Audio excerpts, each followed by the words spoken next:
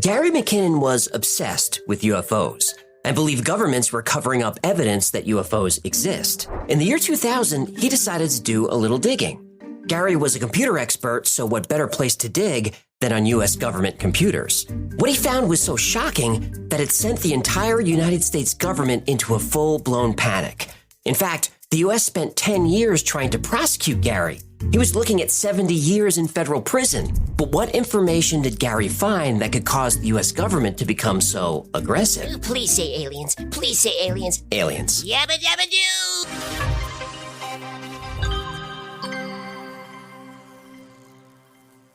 Gary McKinnon's stepfather was into science fiction and space travel, and this rubbed off on Gary. When he was only 12 years old, he joined BUFORA, the British UFO Research Association. But it all came together when Gary was 13 and had his own UFO sighting. He saw a bright red light in the sky that went from horizon to horizon in about 5 seconds. At first, he thought it was a meteor, but it was moving too slowly and erratically. He said it moved through the sky in a waving motion like a dolphin bouncing in and out of the water. Oh, you know what? Space dolphins move that way on purpose. Really? I only said that because I wanted to see him make a face like he smelled a fart. As time went on, Gary became convinced that governments around the world, especially the United States government, had evidence that UFOs and aliens were real. But this evidence was being withheld from the population. Of course they withhold it. And thank God they do. We'd be out of a job. Amen to that. Well, Gary McKinnon was an expert in computers and networking and worked as a systems administrator. Even though he was good at his job, he was bored with it. His real passion was UFOs, a passion that was becoming an obsession. And if the government was hiding information about UFOs, he was going to do something about it. Idle fins are the devil's playground. That's something I teach all my guppies. Gary knew that both NASA and the U.S. Department of Defense use Windows, which he described as a operating system. Using skills he learned as a sysadmin, he wrote a program to do one simple thing: check the passwords of all computers on a network. He wanted to know if they used the word password as a password, or if they used no password at all. His program ran for a year and found hundreds of wide-open government computers. To this day, he insists he wasn't hacking or attacking the computer systems. He said it was more like going fishing for information. Fishing, huh? That phrase is a microaggression. Save it for Twitter. Eventually, Gary found computers inside the U.S. Navy, U.S. Space Command, and NASA. But he didn't find anything interesting until he stumbled across... aliens? Not exactly. What did he find? He found a spreadsheet. Sometimes you are so disappointing. Gary McKinnon had accessed some of the most highly classified files in the U.S. government. Most of what he found was pretty boring. Lots of staff reports, department memos, mostly just bureaucratic paperwork. But Gary found a spreadsheet on a U.S. Navy server that caught his eye. It was called Non-Terrestrial Officers and contained a list of names.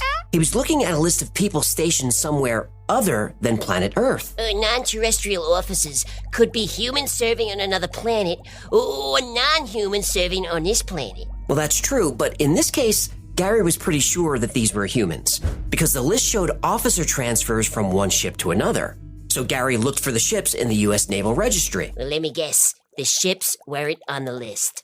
They were not. Ooh. They appeared to belong to a secret fleet, a fleet operating in space. But that wasn't even the most interesting thing that he found. A spreadsheet is just words. But you know what's worth 1,000 of those? A picture? A picture. Gary McKinnon had heard the testimony of a woman named Donna Hare. She was a former NASA employee who worked at the agency for years. She said she saw quite a few UFOs in NASA satellite photos. But the photos, both physical and digital, were always altered to remove the UFOs from the images. Oh, you don't say. In the 1980s, Donna was working for NASA at Johnson Space Center. Specifically, she worked in the highly secure area known as Building Number 8. One day, Donna stopped by a coworker's office about something completely different. When she walked in, this coworker had a satellite image on his computer screen. He showed her a white cigar-shaped object. He asked her what she thought it could be. She said it might be a blob on the emulsion or a scanning defect. But then he pointed to something that made Donna have to catch her breath. The object was casting a shadow on the ground. So whatever it was real. Gary was intrigued by the story and thought Donna Hare was telling the truth. Since he already had access to NASA's computers, He wrote a program to search for the image. He narrowed his list of hundreds of computers down to just a few inside building number 8. Naturally, they had blank passwords, so he logged into them one by one. Most of these machines had empty desktops, but one computer had folders named raw, filtered, processed, and unprocessed. This was exactly how Donna described the computer in building number 8, so this was the one. The folder labeled unprocessed contained an image, but the file was huge so Gary couldn't download it, so he tried to view it on the remote desktop. So Gary McKinnon clicked the file and watched as the image appeared, pixel by pixel, line by line. At first, he saw nothing but blank space, but then the hemisphere of the planet began to form, and then he saw clouds. And then, about 2/3 of the way down, he saw what he was looking for, a spaceship. Gary saw a large silver cylinder, completely smooth, no rivets or seams of any kind. But a few seconds after opening the file, Gary noticed the mouse on the remote computer moved, but he wasn't moving it. Uh-oh, the jig is up. Whoever was sitting at the computer in building number 8 turned off their network connection, and Gary was disconnected. Oh no, did he get a screenshot? Nope, no time. So the good news for Gary McKinnon was his suspicions were proved correct. The bad news? The U.S. government was onto him. Is this a UFO? And he's smiling at me and he says, I can't tell you that. What I knew he meant was, it was, but he couldn't tell me. So I said, what are you going to do with this information? And he said, well, we always have to airbrush them out before we sell them to the public. And I was just amazed that they had a protocol in place for getting rid of UFO pictures. Gary McKinnon stumbled onto more evidence of what he saw in the file of non-terrestrial officers, evidence of a secret space program within the U.S. military. And this secret space program isn't new. There are clues about it going back over 50 years. In the 1960s, the U.S. Air Force had a program that ran in parallel with NASA's Mercury, Gemini, and Apollo programs. It was called the Manned Orbiting Laboratory, or MOL. The MOL program had its own facilities and its own staff. They had uniforms and spacesuits, but they were completely different from NASA's, so there'd be no confusion that the MOL employees worked for a completely different program. The operation was so secret that not even the wives knew what their husbands were working on. The wives don't need to know nothing. What happens in orbit stays in orbit. You've been divorced how many times? 3. Cheap shot. The MOL program was created to develop a spy station in space, but it was canceled by President Richard Nixon in 1969. Or was it? Right. But what Gary McKinnon stumbled onto was something far bigger than some Cold War spy program. After Gary found the cigar-shaped UFO on the NASA computer and got caught, U.S. officials began to pressure the UK to help track him down. In early 2002, Gary was arrested and charged with 97 counts of causing damage to U.S. intelligence assets, and he was accused of doing $800,000 worth of damage. The U.S. government claimed he hacked into dozens of military computers and 16 NASA computers. They claimed he altered and deleted files, and that his activities were, in the U.S. government's words, intentional and calculated to influence and affect the U.S. government by intimidation and coercion. These charges were very aggressive. Clearly, the U.S. government was concerned about what Gary found, so they wanted to make an example of him and make sure no one else would ever try to access a single document mentioning UFOs. Gary McKinnon spent 10 years defending himself against these charges and trying to stay in the UK. If he were charged in the United States, he'd be facing up to 70 years in federal prison. The media picked up the story but downplayed the UFO connection. McKinnon was described as a hacker trying to harm the Pentagon. The only major publication to mention the UFO side of the story was the UK Daily Mail. Gary said this publicity is one of the things that saved him. Eventually, his case landed on the desk of UK Home Secretary Theresa May, who would eventually go on to be Prime Minister. She ruled that McKinnon could not be taken back to the US because he suffered from Asperger's. Now, Gary McKinnon did break the law, there's no disputing that. But he also did the US a favor. Using the hacker name Solo, he sent messages to US agencies telling them their security was weak. He felt he was morally justified. I thought if this technology really does exist, it should be used for the good of all of us, free energy, or at least very cheap.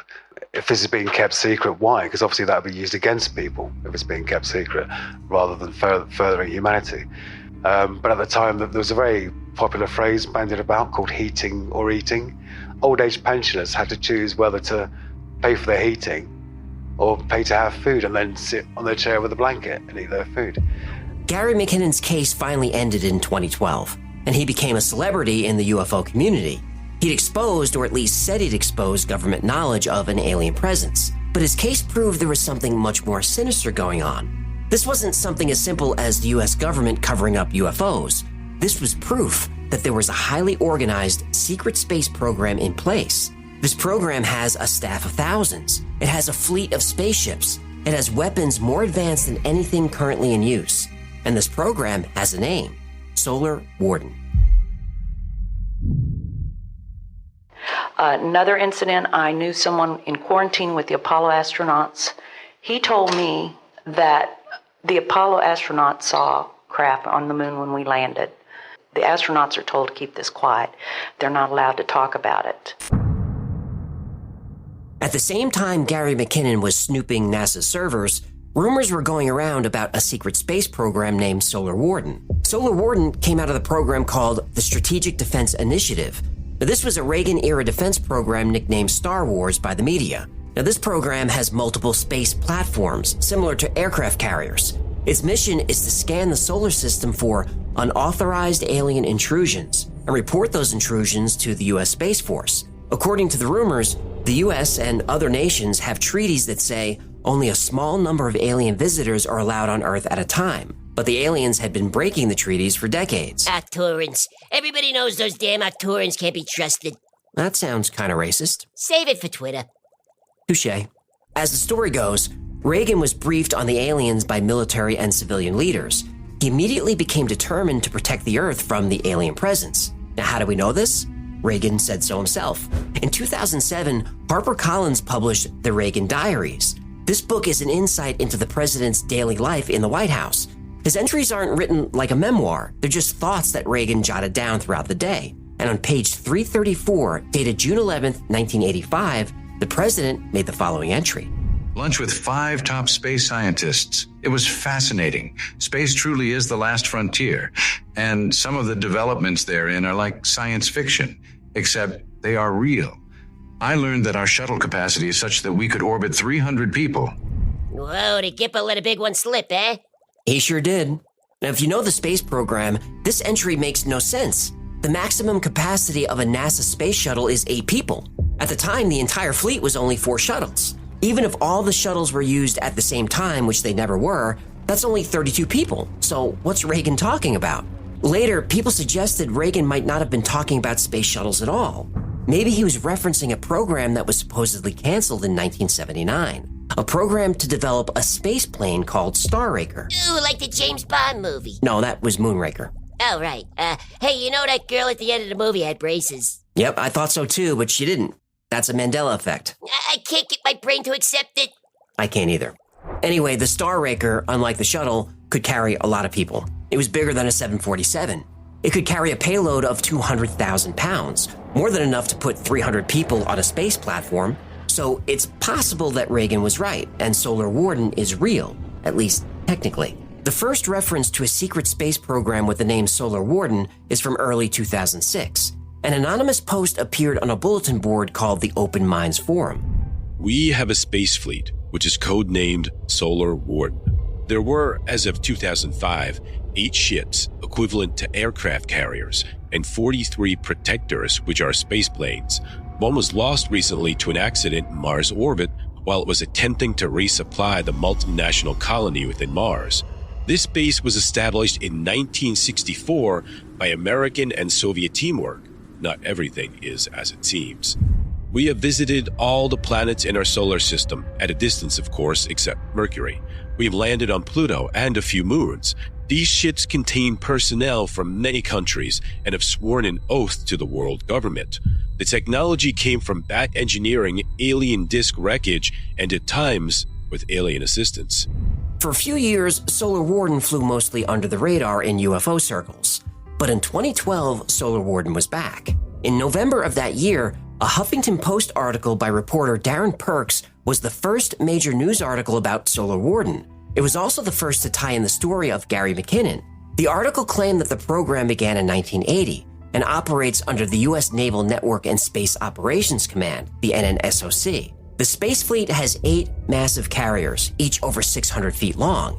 Each carrier is staffed by 300 people and protected by about 40 scout ships, and these ships are used to intercept alien intruders. According to the report, there are permanent multinational bases on the moon and Mars that are supplied by the carriers. So that's why we never went back to the moon.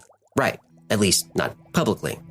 Darren Perks personally investigated the Solar Warden story, and in 2010 he was contacted by a whistleblower in the U.S. Department of Defense. This contact confirmed that Solar Warden is real. While conducting a FOIA Freedom of Information request with the DoD, Department of Defense, in 2010, I had a much unexpected response by email from them which read, "About an hour ago, I spoke to a NASA rep who confirmed this was their program and it was terminated by then President Obama. He also informed me that it was not a joint program with the DoD. The NASA rep informed me that you should be directed to the Johnson Space Center FOIA manager." So assuming Perks wasn't lying, the email response clearly indicated Solar Warden existed, or something like it did, but was canceled by President Obama in the early 2000s. Perks never followed up on his original article, and as you might expect, neither NASA nor the DoD has ever mentioned it. So if all we have are reports from anonymous people, that's not much proof of Solar Warden. But in 2007, we'd get more evidence, and this time, they're pictures.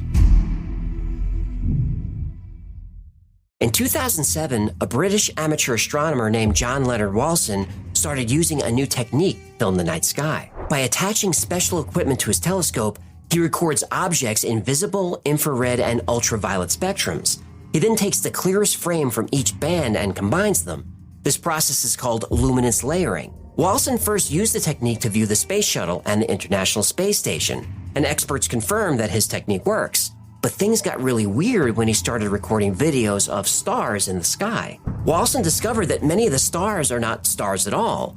They're in fact massive, highly reflective space platforms, exactly the type that Solar Warden uses. Some platforms have solar panels, others have what looks like weapons attached to the structures. He said some of the objects look like spaceships from Star Trek that might be used by the Federation or Klingons. Oh, what do toilet paper and Captain Kirk have in common? Please don't. They both fly past Uranus and wipe out the Klingons.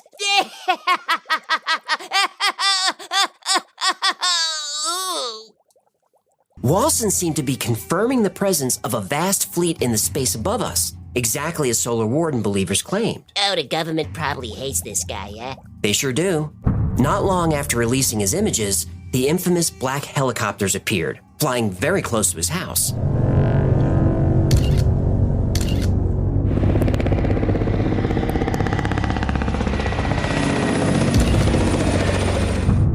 Walson said that he was even being intimidated by what he called a government goon, and they even got physical at one point. But there's more to Solar Warden than just questionable videos taken with a telescope. In the mid-1980s, rumors emerged of a secret government project, codename Aurora. Aurora is a triangle-shaped space plane. The program was even covered in aviation magazines.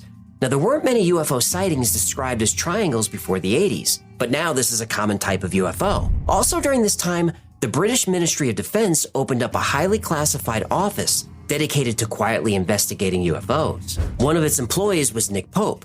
Nick said on the wall of the main office was a large photograph of an object known as the Calvin UFO, which was taken near Calvin, England on August 4th, 1990. The original photo has disappeared, but it depicted an 80-foot-long wedge or diamond-shaped object in the sky being chased away by a Harrier jet. This happened in front of civilian witnesses who took the picture. Using the recollections of people who had seen the actual photos, computer artists later recreated the image, and that was the last anyone heard about the UFO photo. But in 2022, a former British intelligence officer named Craig Lindsay released a scan of what he claimed was the authentic, original Calvin UFO photo. It showed the diamond-shaped object, the Harrier jet, and the fence in the foreground almost exactly matching the artist's rendering of the scene. Lindsay's photo was confirmed by experts to be authentic. So it was real? Well, no. Well, maybe. Probably not. The photo paper was authentic and typical for the 90s, but the originals are supposed to be color photos. Lindsay's is black and white. Also, the exact location of the original Calvin UFO photo was found, and the background didn't match. There should be hills and fields and trees in the background, and there just aren't. Now, supporters say you can't see the background in the photos because it's too foggy, but weather reports say the day the photo was taken was perfectly clear. So whatever Lindsay's photo is, it's probably not one of the originals. But the original photograph was taken by 2 civilian hikers, and for some strange reason, their identities are classified until the year 2076, and the photos do match the craft developed by the Aurora Project. And there are plenty of witnesses who say that's exactly what the Calvine UFO really is. So unless the original photos are found or we can speak to the hikers, we may never know what the object really was. Now, skeptics of Solar Warden say it's too difficult to keep such a large program secret, that people who were part of the program would talk. And they're right, people would talk. In fact, they did. The Air Force official response to any reports of that nature is that we have no such program. But there's a growing body of evidence that seems to indicate otherwise. A hypersonic aircraft with a speed of around 4,000 miles per hour. If you look at it from underneath, what you see is a perfect triangle, really quite unlike anything else that's ever been flown. And according to Bill Sweetman, there's the Air Force's secret test base in southern Nevada called Groom Lake. There is something going on a very large scale, and simply denying that anything like Aurora exists leaves wide open the question of what's going on there. Still, the Air Force says it knows nothing. Shortly after the Solar Warden story emerged, several witnesses came forward, each claiming to have been a part of the secret space program. One of these was Laura Eisenhower, great-granddaughter of President Dwight Eisenhower. She said that at an early age, she'd been kidnapped and sent to other planets. She claimed she was involved in a war with an alien species called the Archons. Andrew Vasiago was another whistleblower. He said he was recognized at an early age as an ideal fit for a secret space program. He claimed that he used a teleporter, not a spaceship, to travel to Mars on many occasions. And while on Mars, he engaged in armed conflict with alien species. And by 2015, other whistleblowers confirmed their involvement, not just in a vague secret space program, but specifically in a program called Solar Warden. Corey Good said he was removed from his old life in the 1980s, then reverse-aged 20 years and recruited into a secret military program. Ugh, I'd like to reverse age 20 years. You and me both, pal. Now, Corey Good described a friendly race of blue avians that were part of a super federation of aliens. The Federation is trying to help the human race fight off alien invaders, including a reptilian race. Lizard people? From outer space? Yep. So most of these unwanted entrances into our solar system would be more small groups of ETs or single craft that are trying to be sneaky. Right. Just trying to slip in. Marauder groups that would come in and do hit and runs to come in and take things and leave. Hey, lizard people are crafty. So very, very crafty. Good said some people part of the secret space program are trying to push full disclosure, trying to force the alien presence into the open by doing flybys of the International Space Station and popping up on photos and videos. But disclosure still hasn't happened, and Solar Warden is virtually unknown to most of the population. So either there's no such thing as Solar Warden or a secret space program, or it is true, and our solar system is a far more dangerous place than any of us could have possibly imagined.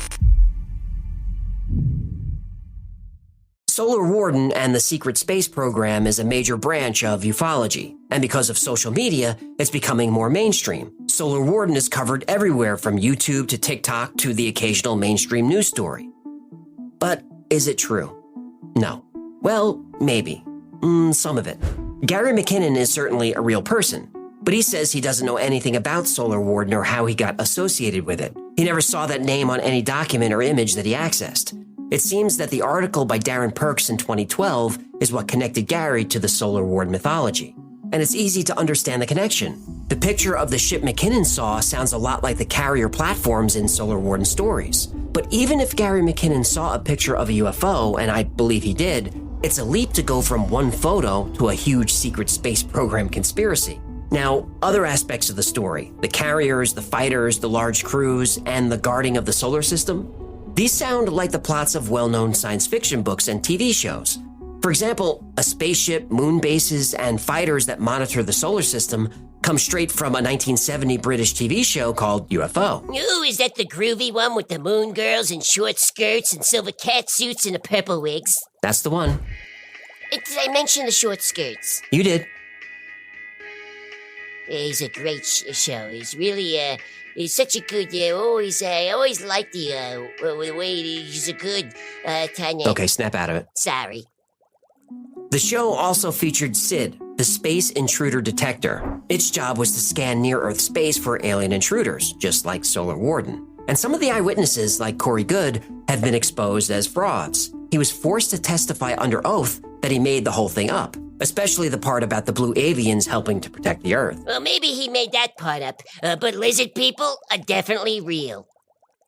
Eyewitnesses like Laura Eisenhower and Andrew Basiago may be telling the truth, but their stories are a hodgepodge of every science fiction trope you can think of. Time travel, teleportation, zero-point energy, and the list goes on. Now, I'm not saying they're lying, but I am saying they both tell very convoluted stories. The only aspect of Solar Warden that holds up to any scrutiny is Gary McKinnon's personal testimony.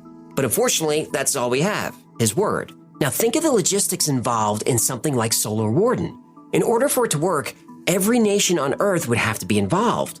Russia, China, the US, and really every industrialized country on Earth is aware when any other country launches a rocket of any kind. You couldn't put a fleet's worth of equipment into space without somebody noticing. You'd also have to constantly be sending food and water and air into space to resupply the fleet. Or they raise their own livestock in space, and they grow vegetables with hydroponics. What do you know about hydroponics? Let's just say in college, I was very, industrious. So if Solar Warden does exist, that would mean every nation on Earth has set aside their differences and come together for a common goal. That's actually a nice thought. Unfortunately, that common goal is protecting the human race from destruction by an alien invasion. Now that's terrifying. So I don't know if Solar Warden is real, but when I think about its purpose, I really hope it isn't. Thank you so much for hanging out with us today. My name is AJ. That's Hecklefish. Greetings, Earthling. This has been the Y-Files. And if you had fun or learned anything, do him a favor and like, subscribe, comment, and share. That stuff really makes Hecklefish happy. Now, like most topics we cover on the channel, today's was recommended by you. And if there's a story you'd like to see or learn more about, go to theyfiles.com/tips. And special thanks to our patrons who make this channel possible, especially when we get demonetized for no reason like last week.